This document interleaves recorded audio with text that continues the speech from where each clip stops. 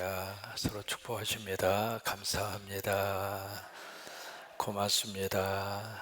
사랑합니다. 행복합니다. 어제 우리 김관영 안수 집사님 도지사 당선되신 것은 다 아시죠? 최종 그 득표율이 82.11. 그래서 제가 밥사게 생겼습니다. 교육자들끼리 모여가지고 퍼센테이지를 내기를 했거든요. 그래서 거기서 1% 차이로 가장 근사치에 맞추는 사람이 밥 사기로. 그러니까 전체 이제 대한민국 전체 도지사 득표율 가운데 우리 김관영 안수 집사님이 1등을 하셨습니다. 그래서 82.11%로. 그래서 어제 이제 출구조사 끝나고 당회 마친 다음에 그 장로님들하고 함께 가서 또 축하하고 또 축복하고 그리고 왔습니다. 우리 성광교회가 도정을 책임지는 도지사를 배출하는 교회로 하나님 우리 교회를 쓰셔서 감사하고 또 우리 교회를 향하신 하나님의 선한 뜻이라고 생각합니다. 또 개인도 열심히 했습니다만 우리 교회 안수 집사잖아요. 그래서 우리 교회도 그만큼 또 책임이 있고 또 그만큼 더 열심히 기도해 드리고, 그래서 전라북도 전체 살림을 정말 멋지게 잘 감당할 수 있도록 저도 무한적인 책임을 가지고 기도하겠고, 또 여러분들도 함께 그렇게 기도해 주셨으면 참 좋겠습니다. 지난번 사석에 만나서 그런 이야기를 했어요. 한번 화끈하게 한번 해보시라고. 그랬더니 본인도 이제 그런 마음과 각오로 이번에 출마를 하게 됐고, 아시는 것처럼 출마를 선언하고 지금까지 어제 오면서도 그런 이야기를 나누었습니다. 이것은 기적이다. 이분이 도지사가 됐다고 하는 이 자체가 국회의원 떨어질 때부터 시작했어. 그러니까 참 묘해요. 떨어지는 것도 은혜잖아요. 그때 안 떨어졌으면 뭐 도지사 도전할 이유가 없잖아요. 그러니까 안 되는 것도 복입니다. 그래서 거기서부터 시작을 해서 전라북도의 기라성 같은 그런 사람들 한 사람 두 사람 어쨌든 뭐 하나님이 정리해 주셨다 이렇게 생각을 하고, 어쨌든 하나님께서 도와주셔서 멋지게 전라북도의 살림살이를 잘 꾸려갈 수 있도록 우리 함께 기도해 주시고 또 격려해 주시고 그렇게 하셨으면 좋겠습니다. 오늘 이제 요한복음의 거의 막바지에 이렇게 이르렀는데, 예수님이 십자가에 이제 달려 돌아가시고 그 다음에 그 당시에 있었던 어제 말씀드렸죠, 가현설. 이렇게 굉장히 성경 속에 뿌리 받고 있는 이단입니다. 그 가현설을 주장하는 사람의 뿌리가 영지주의입니다. 영지주의. 그것이 바로 뭐냐면 눈에 보이는 물질은 악하고 눈에 보이지 않는 정신과 영혼은 선하다. 그렇게 이제 온 세계 모든 것을 이분법적으로 딱 이렇게 갈라치게 해서, 그래서 물질은 악하고 그리고 보이지 않는 정신 세계는 선하다, 영혼의 세계는 선하다. 이제 그 각도에서 이렇게 보니까 맞는 것 같으면서도 모순점이 많아요. 그래서 이제 그 각도에서 예수 그리스도를 그들이 들여다보니까 인간의 몸을 입으셨다, 이건 악하다. 그러면 어떻게 선하신 거룩한 존재가 악의 물체로 올 수 있겠는가? 그렇다면 이것은 진짜로 온 것이 아니라 거짓이다. 그렇게 해서 이제 가현설이라고 하는 것이 나오게 된 겁니다.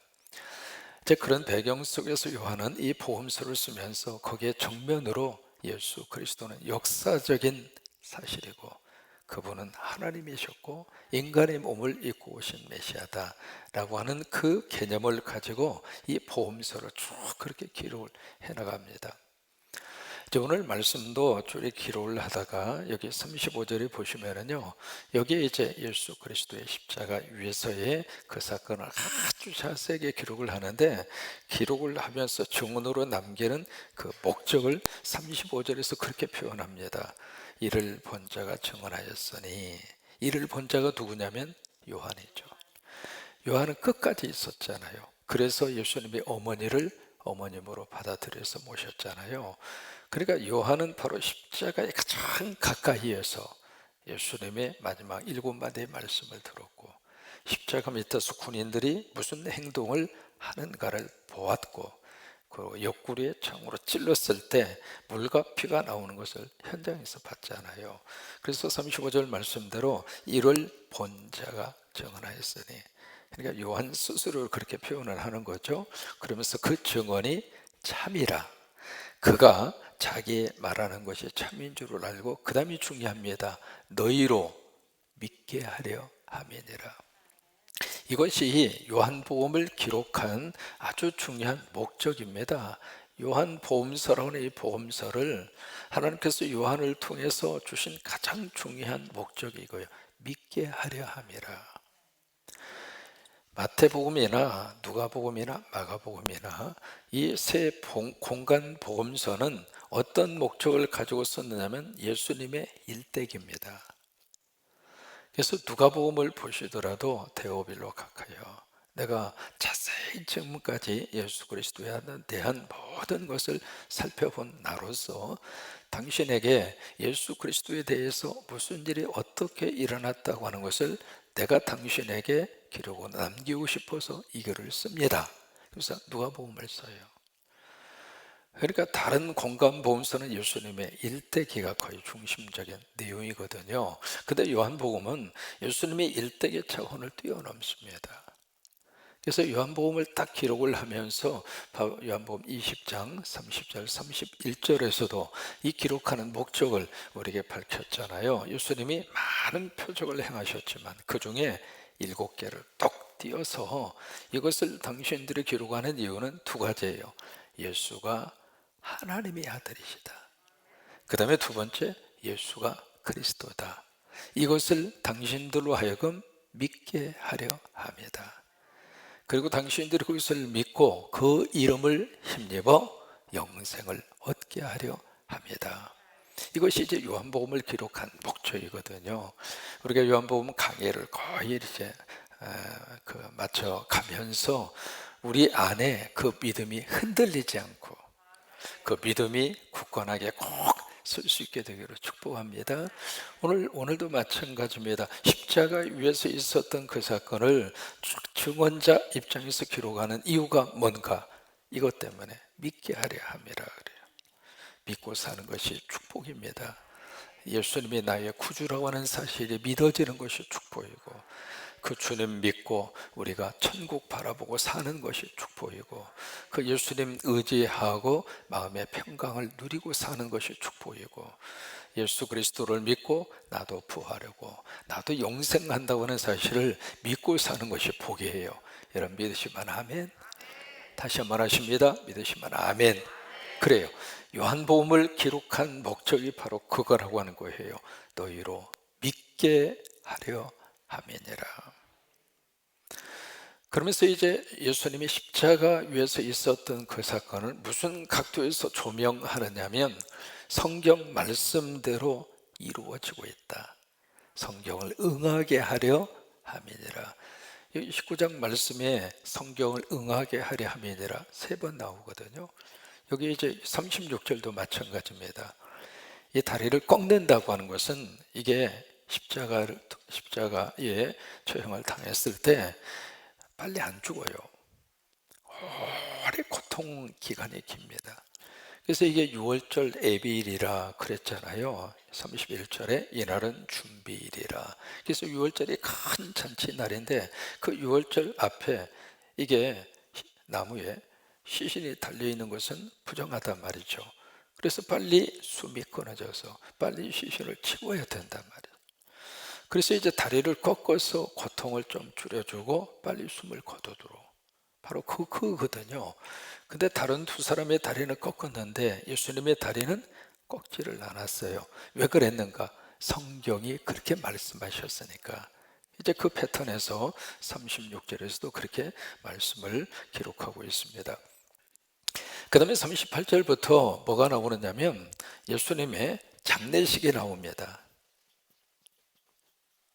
예수님의 장례식 장면이 나오는데 이 예수님의 장례식이 거행이 되면서 두 사람이 등장을 해요. 첫 번째 사람은 아리마대 요셉, 두 번째 사람은 니고데모. 이 두 사람이 등장합니다. 이 아리마대 요셉에 대해서는 누가가 정확하게 잘 기록을 했습니다. 공의원이었다. 우리 사내들인 이야기 많이 들었잖아요. 사내들인 바로 로마가 통치를 할 때 그 어느 정도 저희들이 지배하고 있는 그 나라의 통치권, 행정권을 조금 인정을 했어요. 그것이 사내들인입니다. 그 사내들인 의원이었고 또 하나 하나님의 나라를 기다리던 자다. 그게 아리마대 요셉이라고 하는 거예요. 근데 이 아리마다 요셉을 소개를 하면서 뭐라고 딱 여기 기록을 했느냐면 38절에 보시면 예수의 제자이지만 유대인들이 두려워서 그것을 숨겼다 이 말이에요.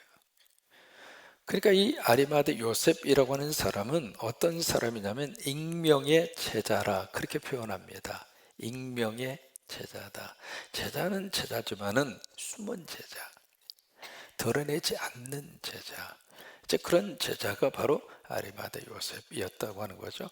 니고데모도 그래요. 니고데모가 성경에 요한복음에 3번 등장하거든요. 3장에서 나오고요, 7장에서 나오고 19장에서 오늘 또 나와요. 이게 니고데모도 3번 등장을 하는데 이 아리마대 요셉이나 니고데모나 익명의 제자라고 하는 거예요. 이게 예수님의 제자의 그룹을 보면은 여기에 아주 핵심이 되는 제자가 있어요. 베드로, 야고보, 요한. 핵심 제자입니다. 이 제자들을 가리켜서 코어 멤버라고 그래요. 가장 중요한 핵심적인 멤버. 그 다음에 그래서 이제 3명의 제자가 있고 그 다음에 둘러싸고 있는 9명의 제자가 있습니다. 그 다음에 이 9명의 제자와 더불어서 더 큰 그룹의 제자가 있습니다. 이 제자가 70명의 제자죠. 70명의 제자를 둘씩 짝을 지어서 동네로 전도를 보내잖아요. 그 다음에 이 70명의 제자의 그룹 속에 들지 아니한 또 다른 큰 원을 그을 수 있는 그쪽 지역에 무슨 제자가 있느냐면 익명의 제자가 있어요. 예수님을 믿기는 믿지만은 스스로가 자기가 예수 믿는다고 하는 사실을 커밍아웃을 안 한 거죠. 그런 제자들이 있는데 그 제자 중에 2사람이 예수님의 장례식을 위해서 딱 등장을 하는 거예요. 그게 아리마대 요셉과 니고데모예요.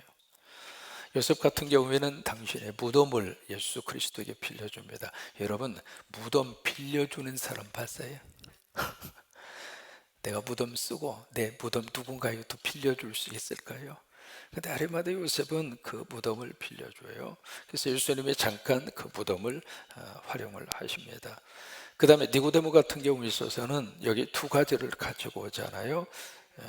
여기 무엇을 가지고 오느냐면 자 39절이죠. 몰약과 침향 섞은 거, 이것이 이제 장례식 때 쓰는 물품들입니다. 이걸 어느 정도 가지고 왔느냐면 100리트라. 이게 지금 우리식으로 계산하면 34kg입니다. 그러니까 굉장히 많이 가지고 온 거예요. 그리고 여기에 2가지 몰약과 침향은 왕족의 장례식을 집례할 때 쓰는 물건들입니다. 그러니까 예수님을 왕으로 지금 장례식 치르고 있다 그거예요. 그래서 예수님의 장례식을 이 2사람이 치르는데 참 여기서 뭘 느낄 수가 있느냐면 그렇게 예수님 주변에 있었던 제자들은 하나도 없고 감추고 있었던 그들이 커밍아웃을 해서 그렇게 해서 예수님을 장례식을 치르고 있는 거예요. 평소에도 우리가 믿음으로 사는 것도 축복이겠습니다만은 결정적인 순간에 우리 믿음이 드러나는 것이 복이에요. 근데 이 제자들은 다 떠나버렸잖아요. 모두가 다 사라져 버렸는데 이 숨어있던 2 제자가 나타나서 예수님을 장례식을 치릅니다. 그래서 42절 말씀에 이렇게 오늘 끝을 내고 있습니다. 이날은 유대인의 준비일이다. 이게 31절이 그렇게 시작을 하고 42절이 그렇게 끝을 맺고 있어요. 이날은 유대인의 준비일이라. 그래서 지금 이 6월절이라고 하는 것을 굉장히 강조하고 있습니다. 이게 이제 요한복음의 특징이거든요. 1장에서도 보라 세상 죄를 지고 가는 하나님의 어린 양이다. 유월절을 연상시켰잖아요. 그리고 마지막 부분에 왔어도 예수님의 돌아가심, 그 다음에 장례식의 이 모든 과정도 유월절, 거기다가 포커스를 맞추는 거예요. 결국 예수님은 이 땅에 유월절 양으로 오셨다. 이스라엘 백성들을 애굽에서 살려낼 때 어린 양의 죽음을 통해서 임방과 문설주의 보혈의 피를 바르고, 그리고 그 고기를 이스라엘 백성들이 먹은 것처럼 우리는 영적으로 예수 그리스도의 십자가의 보혈의 피의 능력으로 죄에서 다 사라지고, 저주가 사라지고, 죽음이 떠나가고, 우리는 생명의 예수 그리스도의 믿음의 거룩한 역사와 은혜 가운데 우리는 산다. 그러면서 그것을 강조해서 딱 선포를 하고 있는 겁니다. 그래서 42절 말씀도 이날은 유대인의 준비일이다. 유월절 준비일이라 그 말이죠. 또 무덤이 가까운 고로 예수를 거기에 두니라 라고 하는 거예요. 오늘 42절 말씀에 단어 하나가 나옵니다. 뭐냐면 무덤이에요. 무덤.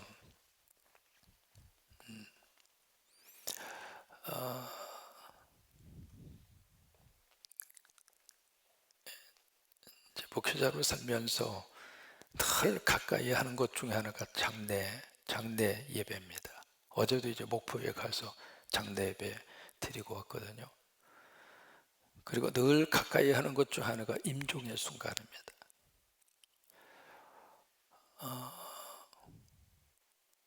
장례 예배를 드리고 임종의 순간을 맞이할 때마다 여러 가지 많은 생각을 합니다. 이제 그 어느 권사님이 40대 이렇게 살면서 정신없이 사셨죠. 누구나 다 그래요. 40대는 뭐 앞뒤 뭐 볼 것도 없고요. 자식 길러야죠. 자식들 뒷바라지 해야죠. 그래서 40대만 정신없이 누구나 다 그래요. 30대는 좀 준비하는 기간이 거기까지 간다 할지라도 40대 딱 들어서 이제 그때부터는 뭐 정신없이 이제 그렇게 살다가 보니까 50줄이 훌쩍 넘어섰어요.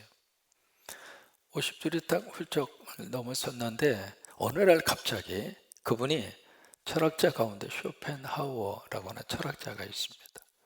그 철학자가 한 말이 머릿속에 팍 하고 꽂힌 거예요. 이 쇼펜하우어가 뭐라고 그랬느냐, 나이 50이 되면 무덤의 소리가 들린다. 그게 쇼펜하우어라고 하는 철학자가 한 말입니다. 나이 50이 딱 넘었으면 무덤 소리가 들린다는 거예요. 그래서 이제 그분도 마찬가지입니다. 딱 그게 딱 이렇게 생각이 들면서 내가 이렇게 정신없이 살다가 내가 가야 되는데, 내가 이렇게 정신없이 살다가 어느 날 내가 죽음을 맞이해야 되는데, 우리 믿음의 사람들은 내가 언제 하나님 앞에 서야 되는데, 그래서 어떡하지? 이렇게 살다가 나 하나님 앞에 가면 뭐라고 그러지? 그 생각이 드는 거예요. 그때부터 이분이 뭐 자식들 내팽개쳤다 그런 게 아닙니다. 주님을 위해서라도 내가 뭔가 해야 되겠구나. 그리고 어떤 삶에 대한 가치관이 바뀌어진 거예요. 그래서 이제 그때부터 이분이 그냥 기회만 있으면 만나는 분에게 전도하고, 만나는 분을 예수 그리스도를 소개하고, 그렇게 해서 이제 그분의 삶에 대한 가치관과 삶에 대한 목적이 궤도 수정이 된 거예요. 우리가 한 번 정도는 깊이 우리가 생각을 해볼 필요가 있습니다. 나는 내 장례식을 어떻게 할까? 그리고 나는 내 무덤을 어디에 남길 것인가? 우리가 지금 나포에 부활동산을 지금 조성하고 있습니다. 가끔씩 들립니다. 공사가 어떻게 진행이 됐는가. 이제 오늘부터 거기에 큰 돌 20추럭을 갖다가 가보니까 부려놨더라고요. 오늘부터 이제 그 이쪽에 수목장 하는 그쪽 밑에를 자연석으로 해서 돌멩이로 이렇게 잘 멋지게 쌓을 겁니다. 그래서 머릿속에 상상을 해봤어요. 그 돌멩이 사이사이에다가 예쁜 꽃을 심어 놓으면 참 멋있겠다. 이제 그 생각도 해보고요. 가서 보니까 수목장 이 크기가, 와, 세상에, 저 위에 꼭대기까지 올라가서 이렇게 보니까 엄청나게 큰 거예요. 그 땅 자체가. 어쨌든 여러분, 우리가요, 내가 들어갈 그 자리를 생각하고 그 자리를 한 번씩 가서 볼 필요가 있어요. 아이, 뭐, 목사님, 뭐, 그걸 뭐하러가 아닙니다. 반드시 필요한 한 장소가 있다면 내가 들어갈 묘지입니다. 물론 자식들에게 맡길 수 있겠죠. 자식들이 알아서 할 수가 있겠죠. 그러나 그것을 자식들에게 넘길 필요가 뭐 있습니까? 내 살아생전에 내가 갈 장소는 내가 준비해 놓는 게 좋은 거죠. 또 하나, 한 번씩 가서 보는 거예요. 그러면서 우리가 뭐가 있느냐면, 그러면서 하루하루 정리가 되는 겁니다. 한 번씩 갔다 이렇게 오면은요, 세상 욕심 별거 없구나. 가슴에 조금 담아놓고 있는 큰 눈물과 그 사연도 내가 들어갈 묘지를 딱 보고 나면 이게 뭐 부질없구나. 이해 안 되는 것도 이해가 되고요. 가슴 아팠던 것도 정리가 되고 그래요. 그래서 오늘 예수님의 이 무덤에 두니라. 그렇다고 예수님 무덤이 영원히 있는 무덤이 아니잖아요. 잠깐 계시는 그 무덤. 우리도 마찬가지입니다. 잠깐 내가 머물러야 하는 이 땅의 무덤. 그 무덤. 그것은 오늘 하루하루를 살면서 내 삶을 정리하게 하고 내 삶을 다시 한번 되돌아보게 하고 뭘 위해서 살아야 되겠는가 라고 하는 것에 대한 명쾌한 답을 우리가 거기서 얻을 수 있어요. 그렇지 않으면요, 나이 먹고 세월 가면서도 그냥 땅의 것 때문에 그 욕심에 짓눌려서 평생 그렇게 살다가 마지막 그 순간에 내가 왜 이렇게 살았나 후회하고 가는 케이스들이 참 많거든요. 그래요. 오늘도 하나님께서 여러분과 함께 하시기를 바라고, 새벽에도 여러분 너무 무거운 말씀을 드렸나요? 아니에요. 우리의 현실이고 실존이에요. 그래서 어쨌든 우리 교회가 여러분들 사정에 따라서 동산에 들어오시든 들어오시지 않든 그건 여러분 선택이에요. 아무튼 교회 이름으로 오랜 우리 이대 목사님 시절부터 하고 싶었던 그 일을 우리 세대에 할 수 있어서 감사하고, 그 나포의 부활동산이 앞으로 우리 교회의 큰 하나의 멋진, 이 교회가 흔들리지 않는 하나의 구심점이 될 겁니다. 왜요? 여기에 내 부모님이 계시고 여기에 내 형제가 묻혀 있다면 여러분 이 교회가 흩어지겠습니까? 아니에요. 이 교회를 단단히 묶어주는 끈이 될 겁니다. 앞으로 부활동산 위에 하나님의 그런 은혜가 넘치기를 주의 이름으로 축복합니다.